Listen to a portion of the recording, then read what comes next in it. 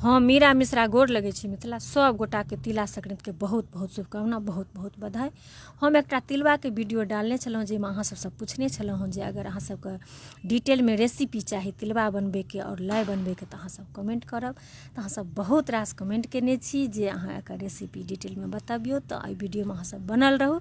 चलू हम आइ बताबऽ जा रहल छी जी बहुत बड़का सवाल छै जे कतेक तिल में कतेक गुड़ लगे छै और गुड़ के पाक भऽ गेलै से कोना बुझबै। तो यही सबके देखैत हम अहाँ सब लेल एकटा ये मन में हमरा ख्याल आयल जे नहीं आबे वाला जनरेशन के लेल बहुत जरूरी छै।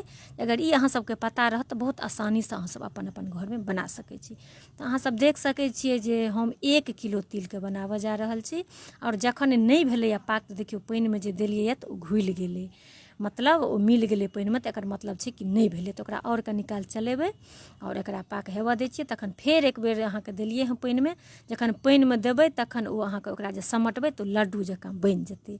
तो तखन बुझबै कि जे हाँ ओ पाक भऽ गेलै। सबसँ नीक तरीका छै ई बुझऽके जे अहाँ बुझबै जे हाँ आब ई पाक भऽ गेलै। तकर बाद अहाँ ओइमे से तिलके खसा दिअ। तिलके पहिले भुजि लेने छलहुँ हँ से अहाँ सब देखबे केलियै यऽ। तकर बाद ओइमे अहाँके तिलके खसा दियौ। तो कतेकमे कतेक लगै छै, तो हम 1 किलो तिलके बनेलहुँ हन तो ओइमे हम देलियै हँ 350 ग्राम गुड़।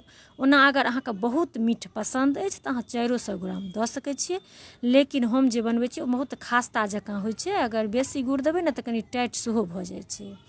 तो हम जे बनबै छी से बस 350 ग्राम हम गुड़ दै छी 1 किलो में। तो हमरा बहुत सुन्दर एकदम खास्ता बनैए, अहाँ सब देख सकै छियै।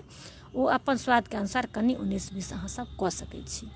तो अहिना हम अहाँके अपन जे हम बनबै छी से अहाँ सबके बतबै छी, अहाँ सब देख सकै छियै जे बहुत आसानी से असगरो अहाँ बना सकै छी। लेकिन जतेक मीठ बेसी गुड़ रहै छै ने तो ओ अहाँके बेसी काल तक रहत। अहाँ कतबो धीरे धीरे बनाएब तो कोनो दिक्कत अहाँके नहीं हैत। आ कनि हल्का सा अगर कम गुड़ रहत, 2 गोटा 3 गोटा रहू तो जल्दी जल्दी अहाँ बना लिअ और खाइमे ओ बेसी खास्ता होइ छै। ओना अहाँ सब एक दिन देख लेबै जे अहाँ सबके नीक लागत ओहि हिसाब से अहाँ बनाएब। तो देख सकै छियै जे हम तिलवा बना लेलहुँ हन। आ बहुत नीक ई पाबनि होइए अपना सबके खाइ पीबैवला तिला संक्रांति पाबनि, जे खास बात जे जखने से बनबै छी तखने से अपना सब खाइ छी पीबै छी एहि पाबनि में।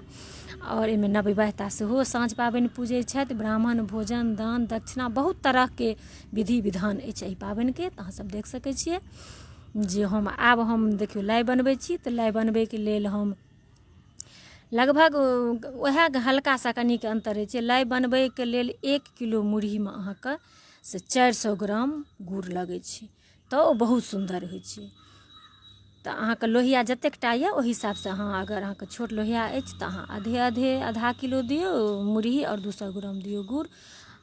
और अहाँके ओहिना पाक जहिना देखेलहुँ हन तहिना पाक बुझैके बहुत नीक तरीका छै जे ओकरा अहाँ पानि में देबै तो अहाँके लड्डू जेना समटा जायत, तखन भऽ गेलै, बुझबै जे अहाँके भऽ गेलै।